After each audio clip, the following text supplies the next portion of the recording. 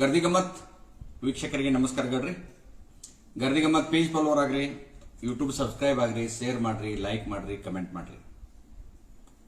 ಬುದ್ಧ ಬಸವ ಅಂಬೇಡ್ಕರ್ ಅನ್ವಾಯಿ ಭಾವಿ ಮುಖ್ಯಮಂತ್ರಿಗಳು ಶ್ರೀ ಸತೀಶ್ ಜಾರಕಿಹೊಳಿ ಅವರು ಯಾವತ್ತೂ ಅವ್ರ ತಾವ ಅನ್ಯಾಯ ಭ್ರಷ್ಟಾಚಾರ ಎಲ್ಲರೂ ನಡೆದಿತ್ತಂದ್ರೆ ಮೊದಲ ಬೀದರ್ದಿಂದ ಚಾಮರಾಜನಗರದವರಿಗೆ ಅವ್ರ ಸಂಘಟನೆ ಹೋರಾಟಗಳು ಮಾಡ್ತಿರ್ತಾರೆ. ಇವತ್ತಿಗೂ ಅವ್ರು ಯಾರು ಅಣ್ತಮ್ರ ಅಥವಾ ಅವ್ರ ಸಂಬಂಧಿಕರ ಅವ್ರ ಏನೋ ಆಧಾರ ಅಂದ್ರೂ ಅವ್ರಿಗೆ ಶಿಕ್ಷೆ ಆಗೋ ಮಟ್ಟ ಬಿಟ್ಟು ಉದಾಹರಣೆನೇ ಇಲ್ಲ ಅವ್ರ ಇತಿಹಾಸದಾಗ.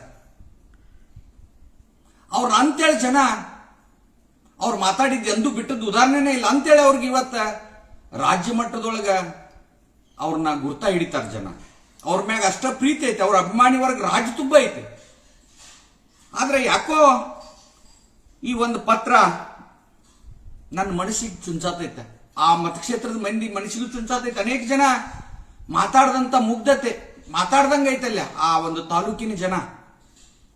ಅವರ ಹೇಳ್ತಾರ ಪತ್ರದಾಗ, ರಾಜಕೀಯ ಒತ್ತಡದಿಂದ ಯಾರು ಮಾತಾಡುವಾರಂತ ಅದನ್ನ ಉಳ್ಕೋತ ಹೋಗ್ತೇನೆ. 10 ಪಾಯಿಂಟ್ ಹಾಕಿ ಬಾಲಚಂದ್ರ ಜಾರಕಿಹೊಳಿ ಅವರಿಗೆ ಬರೆದಂತ ಒಂದು ಪತ್ರ. ಬಾಲಚಂದ್ರ ಜಾರಕಿಹೊಳಿ ಅವರು ಅವತ್ತು ಘಟಪ್ರಭಾ ಸಹಕಾರಿ ಸಕ್ಕರೆ ಕಾರ್ಖಾನೆ ಚೇರ್ಮನ್ ಇರ್ತಾರ. 13/6/2006 ಬರೆದಂತ ಪತ್ರ. ಅವ್ರು 10 ಪಾಯಿಂಟ್ ಹಾಕಿದ್ನೆಲ್ಲ ಉಳ್ಕೋತ ಹೇಳ್ತಾನೆ. ಆಮೇಲೆ ಮುಂದೆ ನಿಮ್ಮ ಅವಗಾನೆಗೆ ಬಿಡ್ತಾನೆ. ಅಂದ್ರೆ ಜನ ಹೇಳಿದ್ದನ್ನ ಹೇಳತ್ತೇನೆ. ಇದು ದಾಖಲೆ ಐತೆ ನನ್ನ ಕಡೆ. ಆ ಪತ್ರದ ದಾಖಲೆ, ಆ ಒಂದು ದಾಖಲೆ ಇಟ್ಕೊಂಡು ಅವ್ರು ವಿಧಾನ ಪರಿಷತ್ ಸದಸ್ಯರಿದ್ದಾಗ 2006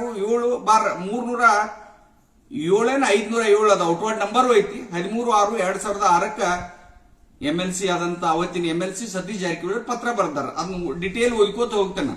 ಆ ಮಂದಿ ಹೇಳಂದಿದ್ನ ಅವ್ರು ಬರ್ದಿದ್ನ ಎಲ್ಲೂ ಪ್ರಶ್ನಾರ್ಥಕ ಚಿಹ್ನೆ ಇಲ್ಲ.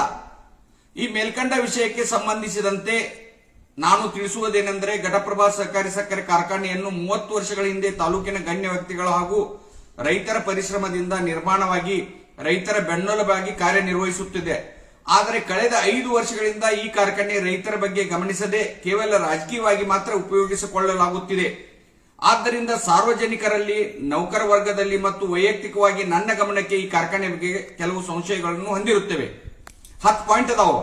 ಇವತ್ತಿನ ದಿವಸ 4,60,000 ಸಕ್ಕರೆ ಚೀಲಗಳು ಗೋದಾಮಿನಲ್ಲಿದ್ದು ದಾಸ್ತಾನು ಆಗಿರಬೇಕಾಗಿತ್ತು. ಆದರೆ ಅಲ್ಲಿ ವಾಸ್ತವಿಕವಾಗಿ ಕೇವಲ 50,000 ಸಕ್ಕರೆ ಬ್ಯಾಗ್ಗಳು ಮಾತ್ರ ಉಳಿದಿರುತ್ತವೆ. ಇಲ್ಲೇನು ಪ್ರಶ್ನಾರ್ಥಕ್ಕಿಲ್ಲ. ಅಂದ್ರೆ ಸ್ವತಃ ಸತೀಶ್ ಜಾರಕಿಹೊಳಿ ಎಣಿಸಿದಂಗ ಆಗ್ತಿದ್ದ. ಇನ್ನು 2ನೇ ಪಾಯಿಂಟ್, ಈ ಕಾರ್ಖಾನೆಯ ಲಾಭಾಂಶ ಪತ್ರಿಕೆಯ ಪ್ರಕಾರ ಈ ಹೊತ್ತಿಗೆ ಸುಮಾರು 14 ಕೋಟಿ ರುಗಳ ಲಾಭವನ್ನು ತೋರಿಸುತ್ತದೆ. ಆದರೆ ಮತ್ತೆ ಈ ಕಾರ್ಖಾನೆಯು ಕೆನರಾ ಬ್ಯಾಂಕಿನಿಂದ 15 ಕೋಟಿ ರುಗಳ ಸಾಲವನ್ನು ಏಕು ಪಡೆಯುತ್ತದೆ. ಇಲ್ಲಿ ಪ್ರಶ್ನಾರ್ಥಕ ಐತೆ. ಕಾರ್ಖಾನೆಗೆ ರೈತರು ಪೂರೈಸುವ ಕಬ್ಬಿನ ಬಿಲ್ಲನ್ನು 3 ತಿಂಗಳಿಂದ ಸುಮಾರು 21 ಕೋಟಿ ರುಗಳನ್ನು ಪಾವತಿಸಿರುವುದಿಲ್ಲ.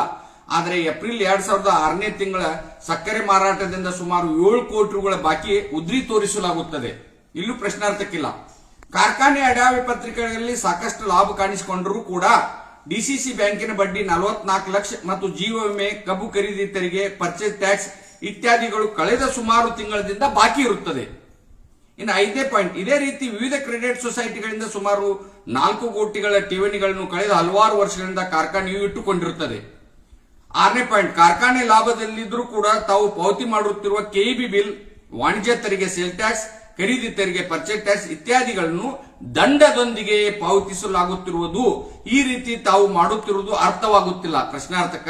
ಇದು ಬಹಳ ವಿಚಿತ್ರವಾದ ವಿಷಯ. 7ನೇ ಪಾಯಿಂಟ್, ಈಗಾಗಲೇ ತಾವು ಸಕ್ಕರೆ ಖರೀದಿದಾರರಿಂದ ಸುಮಾರು 12 ಕೋಟಿ ರುಗಳನ್ನು ಮುಂಗಡವಾಗಿ ಪಡೆದಿರುತ್ತೀರಿ. 8ನೇ ಪಾಯಿಂಟ್, 2ನೇ ಪೇಜ್ದಾಗ, ಡಿಸಿಸಿ ಬ್ಯಾಂಕ್ನಿಂದ 35 ಕೋಟಿ, ಕ್ರೆಡಿಟ್ ಸೊಸೈಟಿಯಿಂದ 4 ಕೋಟಿ, ಸರ್ಕಾರಕ್ಕೆ ಪಾವತಿಸಬೇಕಾದ 4 ಕೋಟಿ ಕಬ್ಬಿನ ಬಿಲ್ಲನ್ನು, ಬಾಕಿ 21 ಕೋಟಿ ಮತ್ತು 12 ಕೋಟಿ ಸಕ್ಕರೆ ಮುಂಗಡ, ಒಟ್ಟು 76 ಕೋಟಿ ರುಗಳನ್ನು ಇವತ್ತಿನವರಿಗೆ ಕಾರ್ಖಾನೆ ಮೇಲೆ ಬಾಕಿ ಇರುತ್ತದೆ. 76 ಕೋಟಿ ರೂಪಾಯಿ 2006 ಬಾಕಿ ಇರ್ತೈತೆ ಅಂತ ಅವರು ಸ್ವತಃ ಸತೀಶ್ ಜಾರಕಿಹೊಳಿ ಬರೆದಿದ್ದ ಪತ್ರ ಇದು. 9ನೇದು, ಗೋದಾಮಿನಲ್ಲಿರುವ 50,000 ಸಕ್ಕರೆ ಬ್ಯಾಗ್ಗಳ ಮಾರಾಟದಿಂದ 10 ಕೋಟಿ ರುಗಳು ಬಂದರೂ ಕಾರ್ಖಾನೆ ಮೇಲೆ ನಿವ್ವಳವಾಗಿ 66 ಕೋಟಿ ರುಗಳ ಸಾಲದ ಹೊರೆ ಇರುತ್ತದೆ.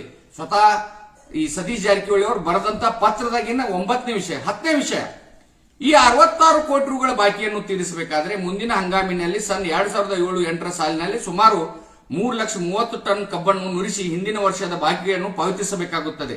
ಹಾಗಾದರೆ ಈ ವರ್ಷದ ಕಬ್ಬಿನ ಬಿಲ್ಲನ್ನು ಹೇಗೆ ಪೂರೈಸುತ್ತೀರಿ? ಕಾರಣ ಈ ಮೇಲಿನ ಎಲ್ಲಾ ಅಂಶಗಳಿಂದ ತಾಲೂಕಿನ ಜನ ಬಹಳಷ್ಟು ಸಂಶಯಗೊಂಡಿದ್ದಾರೆ. ಅದರಲ್ಲಿ ಕಾರ್ಖಾನೆ ಉಳಿಸುವ ಸಾಕಷ್ಟು ಆಸಕ್ತಿ ಇದ್ದರೂ ರಾಜಕೀಯ ಒತ್ತಡದಿಂದ ಅವರ ಮುಂದೆ ಬರಲಿಕ್ಕೆ ಸಾಧ್ಯವಾಗುತ್ತಾ ಇಲ್ಲ. ಇದನ್ನು ಸ್ವತಃ ಸತೀಶ್ ಜಾರಕಿಹೊಳಿ ಅವರು ಬರೆದಿದ್ದರು. ಈ ಹಿನ್ನೆಲೆಯಲ್ಲಿ ರೈತರ ಕಾರ್ಖಾನೆಯ ಸಿಬ್ಬಂದಿಯ ಪರವಾಗಿ ನಾನು ಈ ಪತ್ರವನ್ನು ತಮಗೆ ಬರೆಯುತ್ತಿದ್ದೇನೆ. ಕಾರಣ ಜನರಲ್ಲಿರುವ ಸಂಶಯಗಳನ್ನು ತಾವು 7 ದಿನಗಳಲ್ಲಿ ಎಲ್ಲಾ ರೈತರನ್ನು ಕಾರ್ಖಾನೆಗೆ ಕರೆಸಿ ಅಲ್ಲಿರುವ ಸಕ್ಕರೆ ಗೋದಾಮಿನಲ್ಲಿರುವ ಸಕ್ಕರೆಯನ್ನು ಹಾಗೆಯೇ ಮೇಲಿನ ಲೆಕ್ಕಪತ್ರಗಳನ್ನು ಕೂಡ ತೋರಿಸಿ ರೈತರಲ್ಲಿರುವ ಸಂಶಯಗಳನ್ನು ದೂರ ಮಾಡಲು ತಾವು ಪ್ರಯತ್ನಿಸಬೇಕು.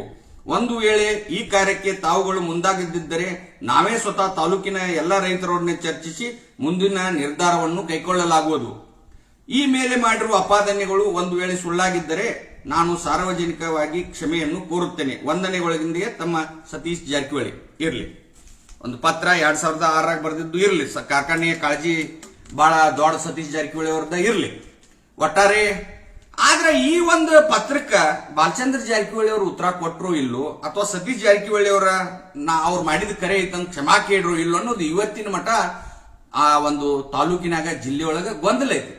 ಯಾಕಂದ್ರ 1992 ಬಹುತೇಕ 92, 93, 91 ಈ ಸಕ್ರಿ ಫ್ಯಾಕ್ಟರಿ ಜಾರಕಿಹೊಳಿ ಅವರ ಒಂದು ಹಿಡಿತದೊಳಗ ಈ ಘಟಪ್ರಭಾ ಸಹಕಾರಿ ಸಕ್ರಿ ಫ್ಯಾಕ್ಟರಿ ತಗೋತಾರ. ಅನೇಕ ಸೇರಿದಾರ, 22,000 ಸೇರಿದಾರ. ಬಹುತೇಕ ಈಗ 22,000 ಸಕ್ರಿ ಸೇರಿದಾರ. ಇವತ್ತ ಇದು 2006 ಆಗ್ಲಿ, ಆಮ್ಯಾಗ ನೋಡೋಣ ಅದ್ ಲೆಕ್ಕಪತ್ರದ ಏನ್ ಹೇಳ್ತಾರ ನೋಡೋಣ. ಅದ್ರ ಅಲ್ಲಿಗೆ ರೈತರಿಗೆ ಹೇಳ್ಬೇಕಂದ್ರ ರೈತರು ಕೇಳಿದ್ ನಾ ಹೇಳ್ತೇನೆ. ಆದ್ರೆ ಒಟ್ಟಾರೆ ಇವತ್ತ ಅಲ್ಲಿ ಕ್ರಷಿಂಗ್ ಕೆಪಾಸಿಟಿ ನೀವು ತಗೊಂಡ್ಮ್ಯಾಗ ಎಷ್ಟು ಹೆಚ್ಚು ಮಾಡ್ರಿ. ಯಾಕಂದ್ರೆ ಆಜು ಬಾಜುಕಿನ ಸಕ್ರಿ ಫ್ಯಾಕ್ಟ್ರಿಗಳು 4-5 ಹೊಸವಾಗಿ ಚಾಲು ಅದು. ಅಲ್ಲಿ ಘಟಪ್ರಭಾ ಆದ್ಮ್ಯಾಗ 20,000, 15,000, 25,000, 30,000, 10,000 ಟನ್ ಗಂಟ್ಲೆ ಡೈಲಿ ಕ್ರಷಿಂಗ್ ಮಾಡತ್ತಾರ. ಇದು 22,100 ಬಿಟ್ಟು ಮುಂದ ಹೋಗಾಕ್ ತಯಾರಿಲ್ಲ ಕ್ರಷಿಂಗ್. ಅಲ್ಲಿ ಇಥನಾಲ್ ಘಟಕ ಐತಿಲ್ಲೋ, ಕೋಜನ್ ಐತಿಲ್ಲೋ, ಅಥವಾ ಡಿಸ್ಟಿಲರಿ ಐತೋ ಇಲ್ಲೋ, ಅಲ್ಲಿ ಸೇರಿದಾರ ವಾರ್ಷಿಕ ಸರ್ವಸಾಧಾರಣ ಸಭೆ ಮಾಡ್ತಾರೋ ಇಲ್ಲೋ, ಅಲ್ಲಿ ಸೇರಿದಾರ ಸಕ್ರಿ ಕೊಡ್ತಾರೋ ಇಲ್ಲೋ, ಅದನ್ನೇನಾದ್ರೂ ಇತ್ತೀಚಿನ ದಿನಮಾನದಾಗ ನೀವು ಸತೀಶ್ ಜಾರಕಿಹೊಳಿ ಅವರು 7.5 ವರ್ಷ ಜಿಲ್ಲಾ ಉಸ್ತುವಾರಿ ಮಂತ್ರಿ, ಅದಕ್ಕಿಂತ ಮೊದಲು ಮಂತ್ರಿ ಇದ್ರಿ. ನಿಮ್ದ ಬಾಜುಕ ನೀವು ಹುಣಸಾಳಕ್ ಹೋಗುತ್ನಾಗ ಹತ್ತೈತಿ, ಏನಾದ್ರೂ ವಿಸಿಟ್ ಮಾಡಿದ್ರಿ? ನಾ ಈ ಪತ್ರ ಬರೆದ ಮ್ಯಾಗ ಏನೇನ್ ಘಟನೆಗಳು ಆಯ್ತು ಸಾರ್ವಜನಿಕವಾಗಿ ಮಂದಿ ಕೇಳಿದ್ನ ನೀವು ಹೇಳಬೇಕಾಗ್ತೈತಿ. ನೀವೇ ಬರೆದ ಪತ್ರ ಅದ. ಅದಕ್ಕೆ ದಯಮಾಡಿ ಆ ಒಂದು ಸಕ್ರಿ ಫ್ಯಾಕ್ಟ್ರಿ ಒಳಗೆ ಇಲೆಕ್ಷನ್ಗಳು ಯಾವಾಗ ಆಗ್ತಾವು? 20 ವರ್ಷದಿಂದ ಇಲೆಕ್ಷನ್ ಆಗಿದಾವೆ. ಅಲ್ಲಿ ಕಮಿಟಿಯಾಗಿ ಯಾರು ಅದಾರು? ಆ ಸಕ್ರಿ ಫ್ಯಾಕ್ಟ್ರಿ ಯಾರ ನಡ್ಸಾತಾರು? ನಿಮ್ದೇ ಆಡಳಿತ ಮಂಡಳಿ ಐತೋ, ಬೇರೆದವ್ರು ಅದಾರು ಅನ್ನೋದು ಏನಾದ್ರು ನೀವು ನೋಡಿದಿರೋ ಇಲ್ಲೋ ಸತೀಶ್ ಜಾರಕಿಹೊಳಿ ಅವರ?